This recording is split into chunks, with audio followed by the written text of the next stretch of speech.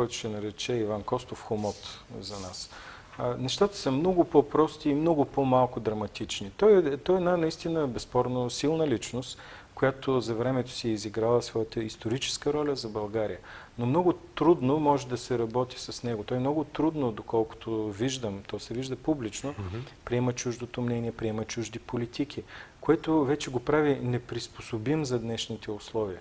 Не може да се лежи на носталгията и на това какво си бил направил преди не знам си колко години. Те хората го забравях, както казахте вие. Ние сме 12 години в опозиция. От миналия век се не управлява. Така че категорично трябват нови лица и най-важното нови политики, за да ти повярват хората.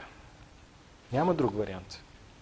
Добре, пак си мисля, вчера четем сайтови, информации, вестници, Мартин Димитров, вярно ли е това, което е изказал пред Националния съвет? В момента, ако продължим да бъдем заедно, до година поне 10% от гласовете са наши.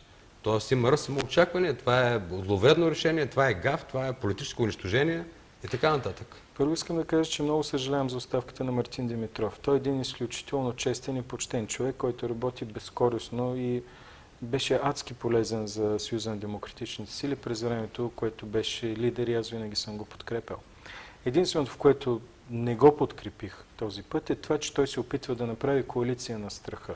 Страха, че няма да влезем в парламента. И какво от това? Ако хората не ни искат, ако смятат, че сме изчерпани, че нямаме идеи за развитието на страната, ми няма да влезем. Но нека да се явим сами. Аз му казах откровенно, стоейки до Иван Костов, ти губиш всичко смислено, всичко полезно, което казваш, някак си не се чува от хората. И аз вече обясних защо. Даже и разликата в мисленето чисто поколенчески. Разбира се. Пък и това. И трябва малко самочувствие. Значи, ако аз съм лидер на СДС и някоя агенция ми даде висок резултат, няма да седна да обяснявам, че тази агенция е купена от ГЕРБ, а ми ще кажа благодаря, резултатът даже е по-висок. Нали, от това. И след това ще се развие тезата за синята коалиция. Няма да изляза пред камерите и да говоря колко ме е страх. От какво всъщност ни е страх? Ако имаш идея, ако си полезен на хората, ще те харесат. Къде е драмата? Не знам. Веднага ви пришиха съюз с НДСВ, с ВМРО, дългата ръка на ГЕРБ отново си е свършила работата. Тръгнаха и такива приказки от всякъде. Не, то всяка наша сбирка, която взима важни решения, води до емоционални реакции на тези, които са я загубили. Помните такива и на Надежда Михайлова на времето, ако щете и на Петър Стоянов, ако щете и на Иван Костов, когато загуби изборите от Надежда и направи нова партия. Аз го отдавам преди всичко на емоцията. Считам, че след 2-3 дена ще бъдат окрутени тези неща и нашите вътрешно-партийни опоненти ще реагират много по-спокойно и адекватно. В момента наистина се изпускат нерви, може би това е емоцията, която дойде в повече. Но пак казвам, трябва да сме хладнокръвни. В този живот нищо не се случва на всяка цена. Ако имаш смисъл от съществуването, ще съществуваш. Ако няма, хората ще кажат, искаме други. Толкова е просто. Предстоят избори, това ще се чуе. Има ли място Мартин Димитров тук насетне в СРС, в структурите, в ръководството? Има ли какво ще той да даде на СРС, па макар и не като лидер?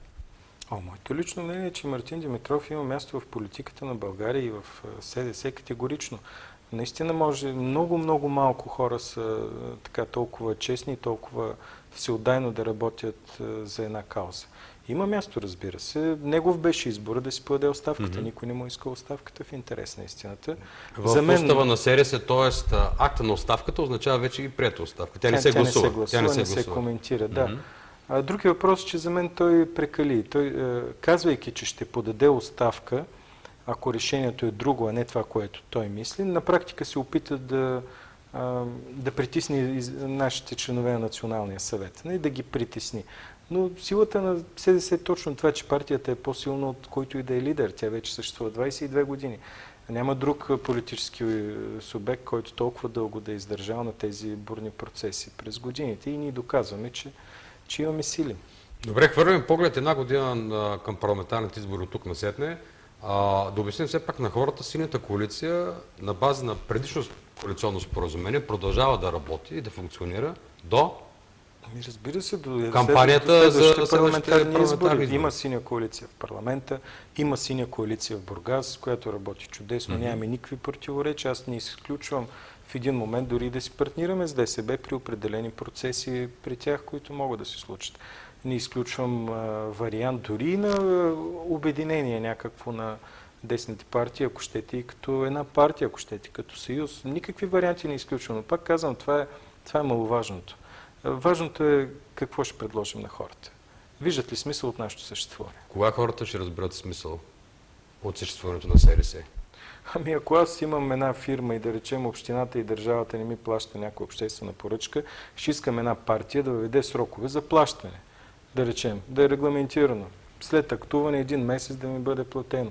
Ето ти една политика, която би ми импонирала. Ако отива ли на СРС? Тя да изповядва тази политика? На кой друг отива? Нали, това е смисъла на дясно. Дясно и ляво не са изхабени понятия, не са шаблони, които така просто се използват. Те са изпълнени с дълбоко съдържание. Дясното е да дадеш възможност на малките, по-големите и най-големите фирми така да функционират, че да произвеждат продукт, да създават работни места. Лявото е с ресурса на държавата да помагаш на определени сектори в икономиката, на определени социални слоеве. Вижте и Станишев какво говори. Ние трябва да се дигна пенсии, Те говорят за преразпределение. Ние трябва да говорим за условия на бизнеса, само че не така сухо и теоретично, ами конкретни неща. Промяна в определени закони. Ето в момента единственият свеж приток на средства в тая държава са от европейските фондове. А ние направихме такова законодателство, че възможно най-сложно да направим процедурата по усвояването им. Ето една дясна партия трябва да пипне там, да даде възможност фирмите възможно най-бързо да стигат до обществените поръчки и съответно да получават бързо парите си от тези поръчки. Това са видимите, това са преките неща, които най-пълнокръвно и безболезнено може да предложи една дясна партия. Формулирам за 30 секунди, пък едни експертни екипи могат да формулират много по-сериозни политики. Аз се притеснявам обаче, че в България всички партии са с изчерпан експертен потенциал. Тоест трябва да се обърнеш точно към хората, към браншови организации, към други форми на сдружения от хора, специалисти, които могат да ти кажат ясни политики, а ние като политици трябва да ги защитим. Какъв трябва да бъде следващия председател на СРС? Каква визия трябва да изповядва, философия, как се го представяте? Най-важното е, когато говори хората, да го слушат и да му вярват. И то наистина нищо няма смисъл, ако не печелиш доверието на този, който те гледа. Ако си искрен и честен, той слуша това, което му казваш. Ако те приема с фалш, ако те приема с недоверие и най-хубавите неща да му кажеш, няма да ти чуеш. Кай, вие ли бе, кръци, помнихте ли какво направихте Балкан, Лукойл, да не ги избравим, нали, всички други неща. Просто трябва един честен човек със съответното излъчване да поеме нещата. Разбира се, има куп други качества, които трябва да притежава един лидер, но в Съюза на демократичните сили има доста хора, които отговарят на тая характеристика. Чисто организационно, до кога СРС трябва да има вече редовно избран лидер? Ами мисля, че 3-месечен е срока в момента, в който ще има избран временен лидер, но неговите функции ще бъдат чисто, как да кажа, чисто технически, да организира изборите. Знаете, че по нашия устав се правят преки избори от всички членове на СДС.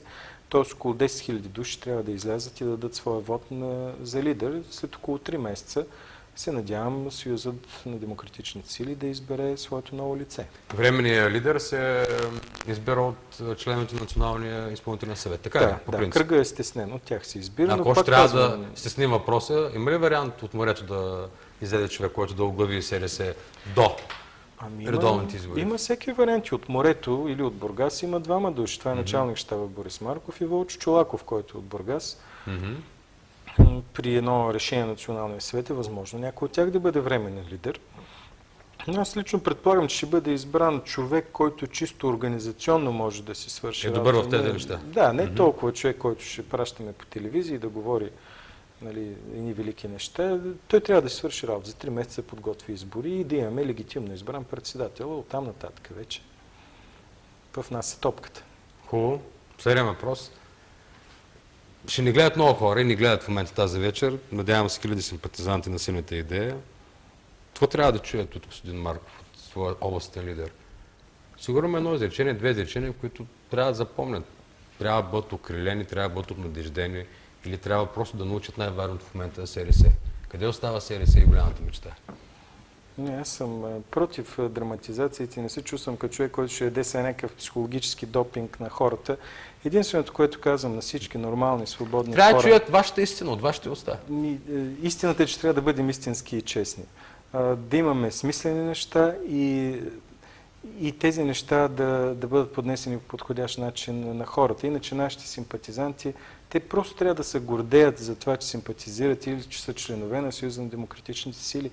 Това е партията, която промени България. Това е партията, която ни сложи в евроатлантическия коридор. Това е партията, заради която аз и вие може да си говорим свободно тук или когато заделим някой лев да отидем до Париж или до който е друг европейски град.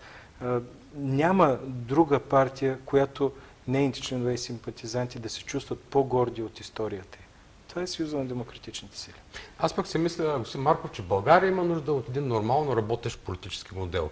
При една относително силна партия, която в момента е ГЕРБ, и други партии, които в момента изпадат в такива колизии, противоречия, лоши организационни състояния, не е полезно въобще за България, за демокрацията, за конкуренцията на политическия така небосклонни, за алтернативите, които предлагаме към избирателите, към гражданите. Това се отнася и за СРС, и за другите партии, които в момента са в такова